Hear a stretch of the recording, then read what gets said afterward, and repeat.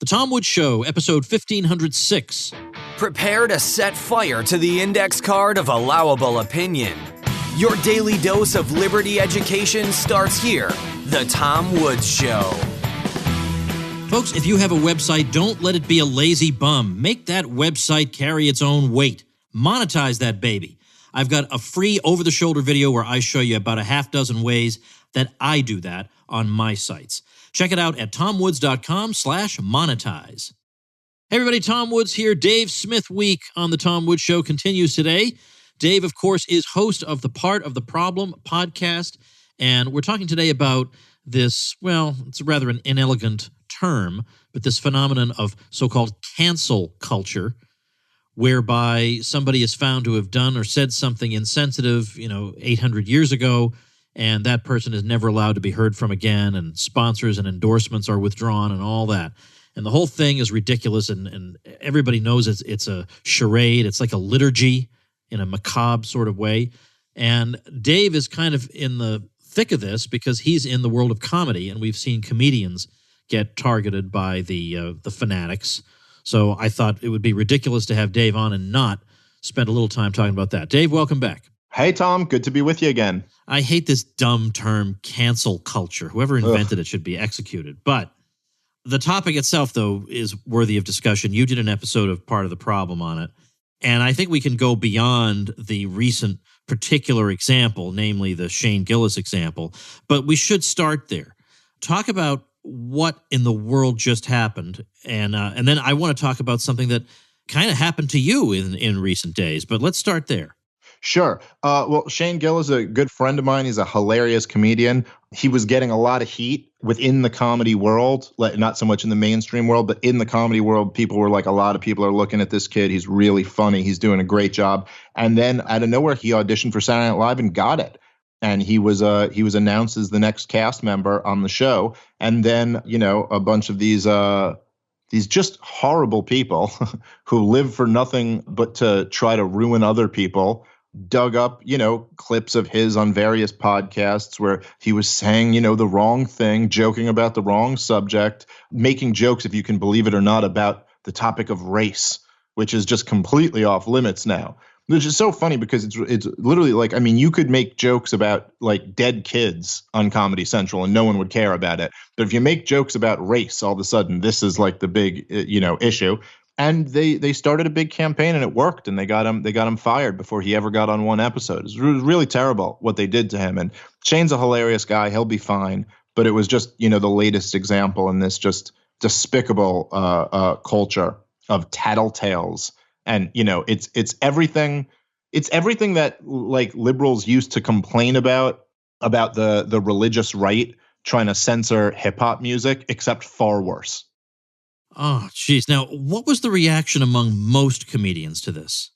Most comedians rallied behind Shane, and most of the good comedians rallied behind Shane. And not just in like the local scene, but like Norm Macdonald and Bill Burr and like a lot of really great comedians really rallied behind him. And then some of the LA comics threw him under the bus because they're so concerned with getting some type of virtue signaling points from this crazy left-wing mob. And it was really disappointing to see. And what was particularly crazy was some comedians who it's like, these guys have all said pretty wild offensive stuff before, and then they're trying to throw some guy under the bus who hasn't made it to one episode yet, hasn't gotten his first paycheck yet, and they're trying to ruin this guy. And it was, I don't know.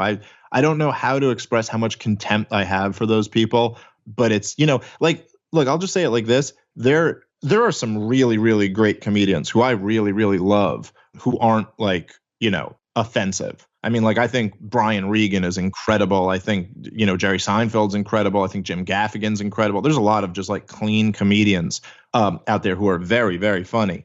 But the standard that they have set up today, Richard Pryor, George Carlin, Eddie Murphy, Chris Rock, Dave Chappelle, none of these guys could pass that test. And so it's just like, really, you want to change the rules to the game where all these greats aren't going to be allowed in? Seems like you might be ruining the game. Yeah, no kidding. So you're right that in this particular case, you have a person who is probably going to bounce back. But surely there's some kind of backlash brewing. It's, then you find out all these people who are all upset about blackface. Half of them are doing blackface. Very strange. Half these people who are condemning him, I am quite sure if we dug around, we would find stuff there. There's got to be a backlash. Yeah. Do you remember this video? I was thinking about this video recently that Bob Murphy put out this video years ago where it was like Robert Murphy's message to the elite. Do you remember what I'm talking about? And he was vaguely. Yeah. Okay. So he was basically like, hey, here's my message to the elite. He's like, hey, you guys have been doing a great job. Really just spectacular. I mean, you've got complete control of the economy. You've controlled the media. You control the central banks, like all these things. But here's the problem. You got this internet thing now. And now all of a sudden people are getting news from all these different alternative sources. And so this was years ago, so I'm not doing this justice, but it was a really great video that Robert Murphy put out. And it's really true. There's more and more people are getting information from podcasts like yours or mine, from even people like, who we may not always agree with, but like the Dave Rubins of the world, the Joe Rogans, of course, of the world, like all these guys, Adam Carolla, all these people who are like have huge audiences who are completely outside of this mainstream thing. And I think my suspicion is that what's going on is that there is this almost like this group that's been in control and power forever that is losing power, and they're freaking out. And the internet, I think a lot of the people are just useful idiots. I don't mean to say everyone who's like involved in cancel culture is the ruling elite, but this almost seems to be a tactic to attempt to kind of rein in anybody who doesn't fit the program. And it might, you might see an example like Shane Gillis and go, well, what was he really doing? I mean, he wasn't like, somebody who was challenging government power, but in a way he kind of was, because if you don't play this rule of this kind of like third rail of like, you're not allowed to joke about this thing, this political correct thing. And I think most libertarians are hip to this, goes hand in hand with big government. Like they're all kind of related. And then you certainly see where people like Alex Jones are getting silenced, Daniel McAdams, Scott Horton, all those guys get kicked off, and lots of other people have been deplatformed. I think this is almost like a desperate tactic to maintain control, which I don't think is going to work. I like to believe that's what it is. And I guess there has to be some of that given, did you see I guess it was at what's that? Tomatoes. What's that? That website where they the Rotten Tomatoes. Rotten Tomatoes, right? Yeah. When they did the Dave Chappelle special on there, and overwhelmingly the public loves it, and the elites all hate it. I mean, they have to see that the public is on a different wavelength from them. I suppose you're right. Yeah. No, I mean that was an incredible thing and an incredible visual to see the like 26% of the approved people say it was a good special, 99% of regular people. So I'm sorry, this is undeniably a well-received comedy special, no matter what the Young Turks tell us. Yeah, without a doubt. And as you and I noted on the episode we did about it, there's nothing wrong with it. I mean, and it's not even, and by the way, being offensive and whatever, offensive is such a stupid word, but even that is not a problem. But there was basically there's nothing. I was thinking to myself, what on earth must he have said to get them this upset? And I sat there and I waited for it and I waited and I waited and it never came. Well, it's really funny too, because the trajectory for guys like me and you, I feel like up until recently, like the trajectory our whole life was that more and more edgy comedy was accepted.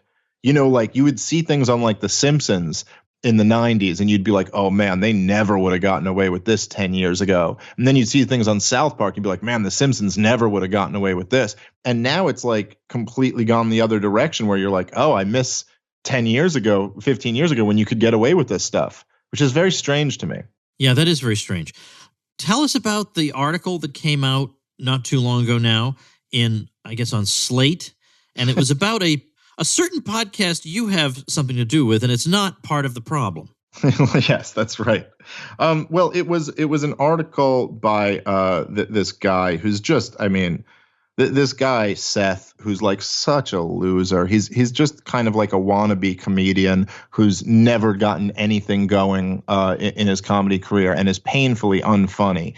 And so he has now, like, the only thing he's known for is that he writes these blogs attacking other comedians. And he wrote a whole thing about how conservative comedy has risen up, and this is what led to the Shane Gillis problem, and that we have to make it clear that these racist people aren't welcome in polite society. And I mean, it really was like, it was quite funny to see him refer to Legion of Skanks as conservative.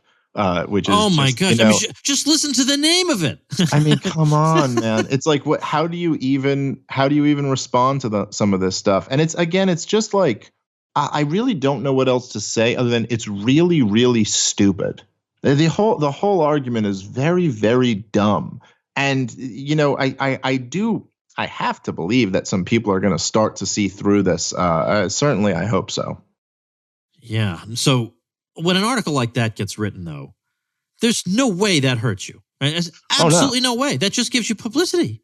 Well, especially for somebody like me, like, I kind of, I've talked about this before, but I remember when I first got shows at Fox News and I was getting on there.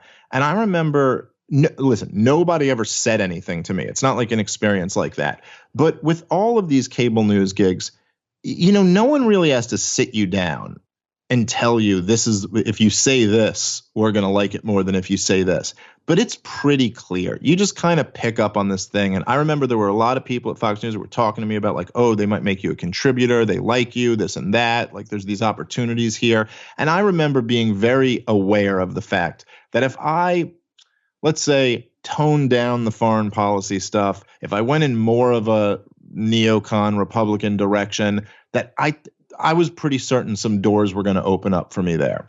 And I, was still at a point in my career where I was like, I don't know what I'm going to be able to make of my career. And it would be nice to like have a big paycheck coming in. It would be nice to get something. And I just, I just kind of decided then, and I knew, I mean, it wasn't me anyway, it wouldn't have worked, but I just decided then I was like, look, I'm just going to say what I believe, and we'll let the chips fall where they may. And I've made that same decision in my comedy career. It's like, okay, I'm not going to think about every little joke I do and go, oh man, could this maybe cost me some network gig down the road or something like that. I've just kind of accepted, I'm going to say what I think is funny. I'm going to do the type of comedy I want to do. I'm going to have the type of politics I want to have, and the chips will fall where they may. And once I got to a level where it's like, oh, I'm already like making decent money and I have a decent audience, it's like, oh, okay, I don't really want a network gig. I'd much rather be Joe Rogan than be, Jimmy Kimmel. Like much rather. So I'm happier to go for that career anyway.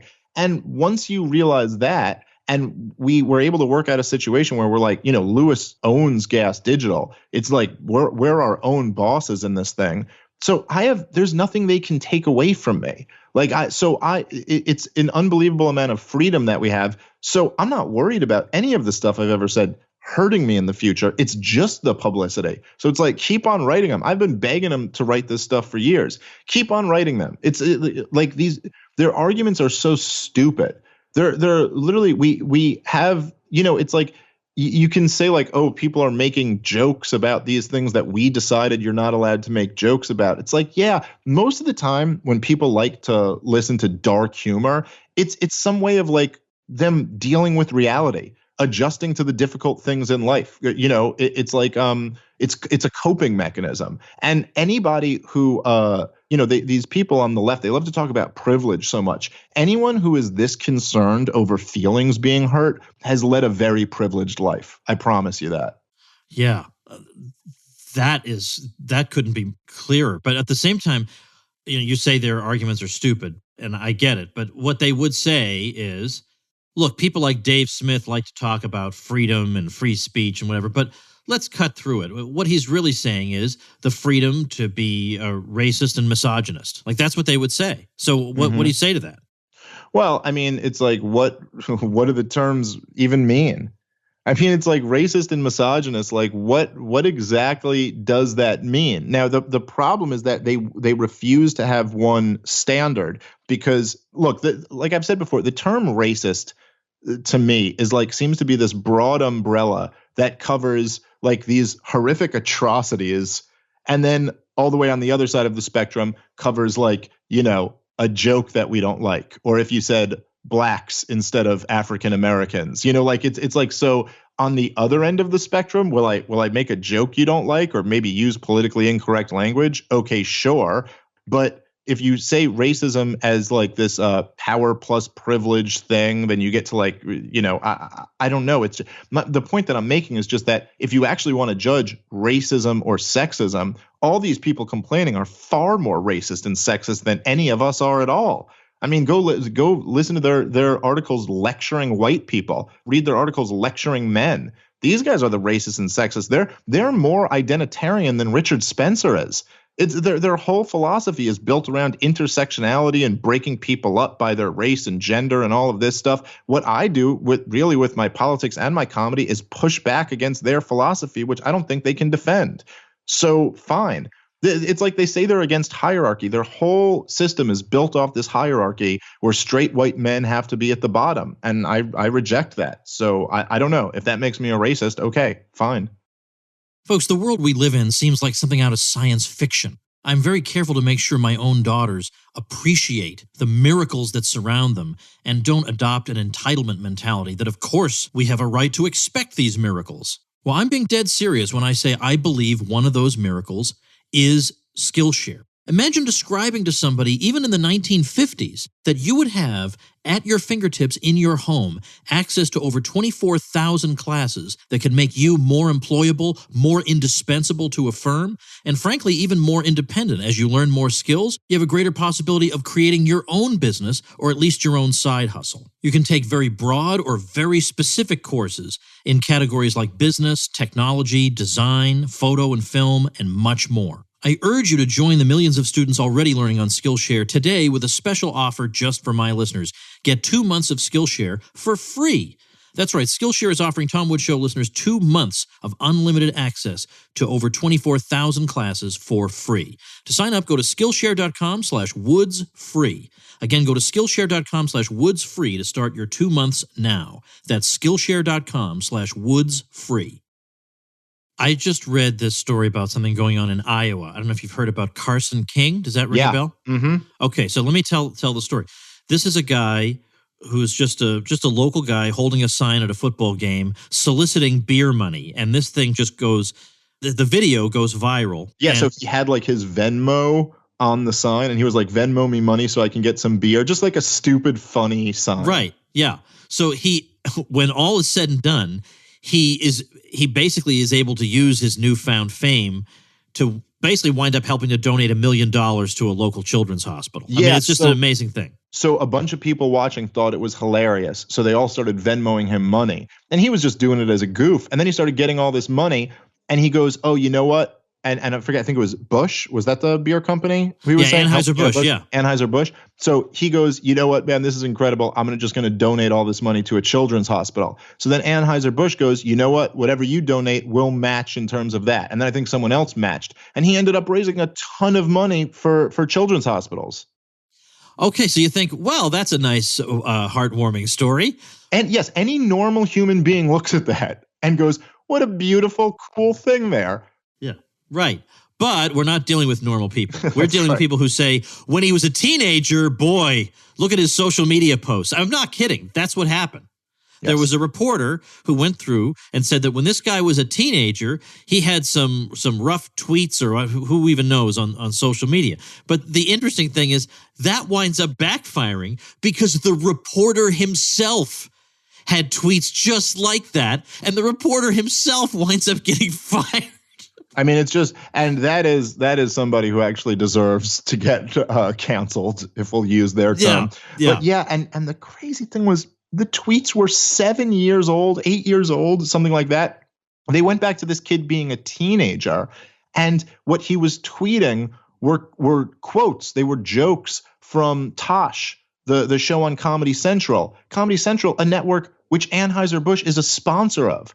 So then Anheuser-Busch, feeling the pressure, like disavows him, and they're like, oh, we're not going to do this thing with him anymore. And it's like, that's the thing about this that's all so phony. And I really hate the corporations who get on board with this. It's really so disgusting. It's like when Walmart, gets rid of all their bullets for AK-47s. Oh, and then by the way, they sold them. They didn't even destroy them. They just sold them. So someone else is going to sell them, and they're not saving any lives. They're still going to get out there into the world. And it's like you just try to get the like these virtue points.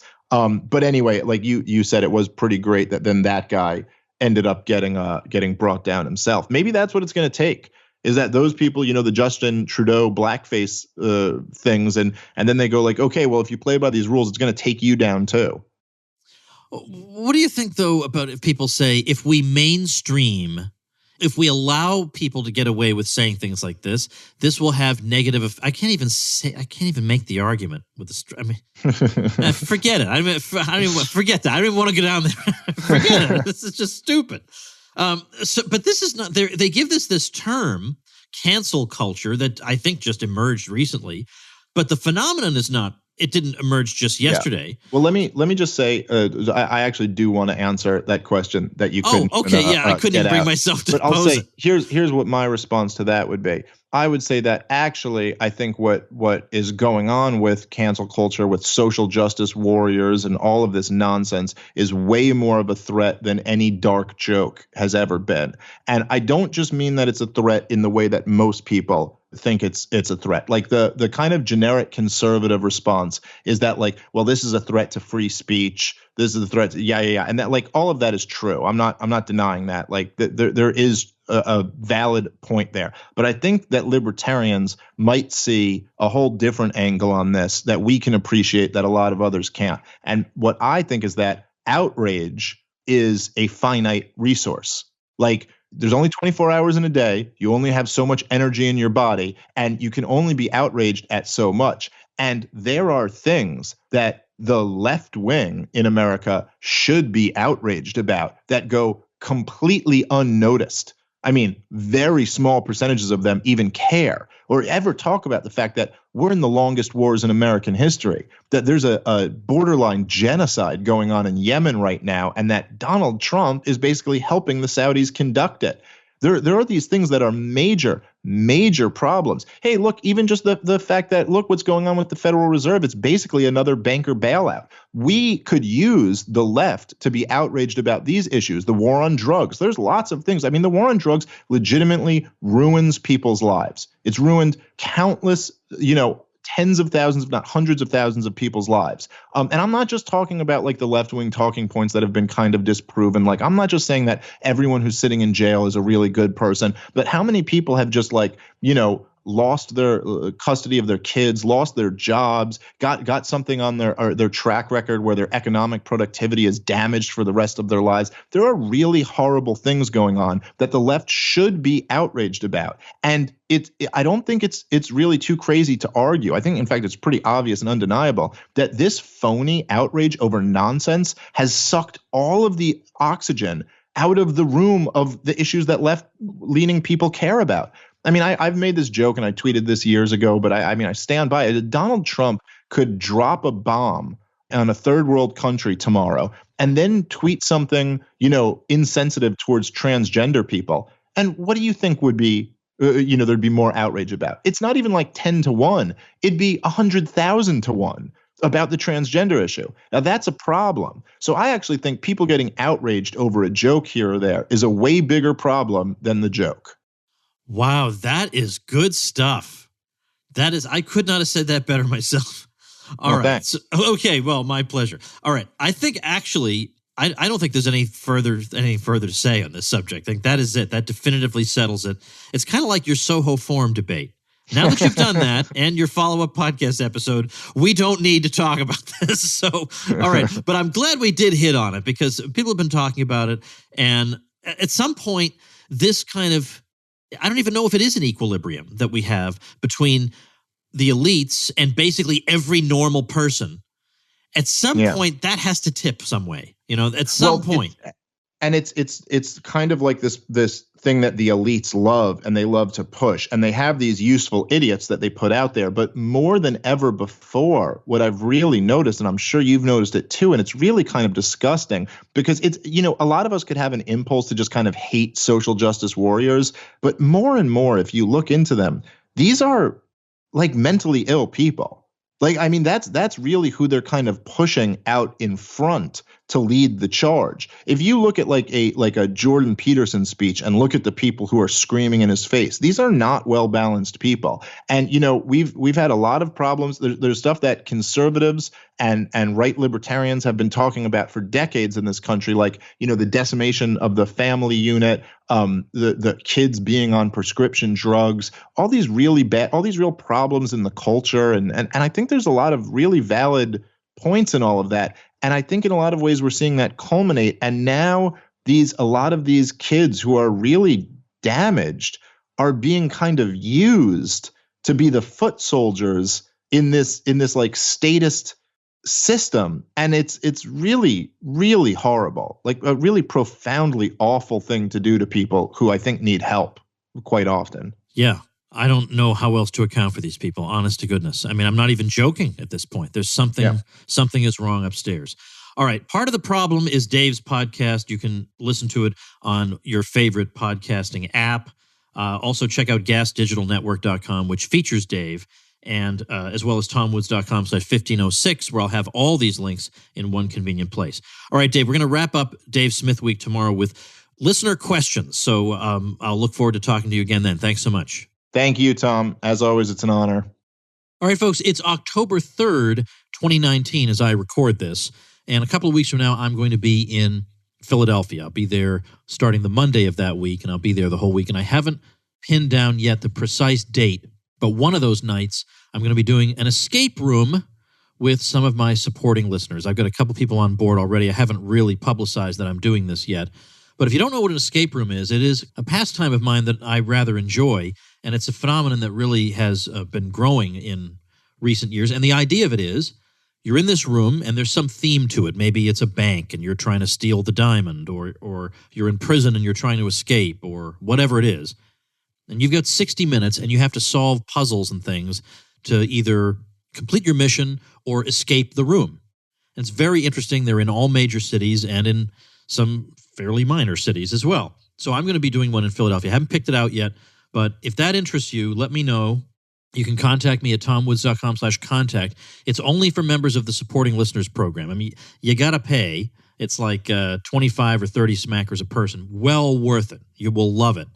But I do this with the supporters as a way to get to know people who are helping me out, supporting the show, and I've been doing it in various cities I've been visiting. I just did one in Chicago and did one in Orlando not too long ago. So I want to do one in Philadelphia. So if that interests you and you're a member of the Supporting Listeners Program, drop me a line, tomwoods.com/contact. I'll put you on the list if we still have room for you. If you're not a member of that program, go ahead and join, then drop me a line, tomwoods.com/contact. I'd love to meet you, and we'll have fun. We have a pretty good track record. I think of all the rooms we've done, I think there are only 2 times that our group has not managed to escape the room. We got some smarty pants people in this group, so we'd love to have you there. So go ahead and contact me. Supportinglisteners.com is how to join that program, and my contact page is right at tomwoods.com. Then secondly, I want to tell you about a listener website. Now, of course, with stuff like this, you have to do your due diligence and your research and make up your own mind. But just to tell you that I have a listener who has a website called bighomeopathy.com. And she says, I'm a quality of life recovery specialist focusing on work with entrepreneurs and people who wish to overcome physical and mental health issues to achieve greater personal and professional success. My tools are safe, natural, integrative therapeutics drawn from the 200-year-old tradition of homeopathy, and I work via the internet to help people achieve their health objectives in the comfort of their homes. Each consultation and prescription is totally individualized. Libertarians know the choices are individual and healing is no different. Learn more by scheduling a free 15-minute introductory conversation. So the website, bighomeopathy.com. I will link to it at tomwoods.com/1506. And remember, you can get publicity from me for your website as long as you get your hosting through my link, and you'll get a good price on it, and then you'll get publicity from me and various other bonuses that will make your life much, much easier. Details on that are tomwoods.com/publicity. And when you get to tomwoods.com/publicity, you'll also see a link where you can review all the sites that I have promoted on the Tom Woods Show over the years since I started doing this particular thing. Okay, tomorrow's the last episode of Dave Smith Week, so don't miss that. See you tomorrow. Become a smarter libertarian in just 30 minutes a day. Visit tomwoods.com to subscribe to the show for free, and we'll see you next time. Like the sound of the Tom Woods Show? My audio production is provided by Podsworth Media. Check them out at podsworth.com.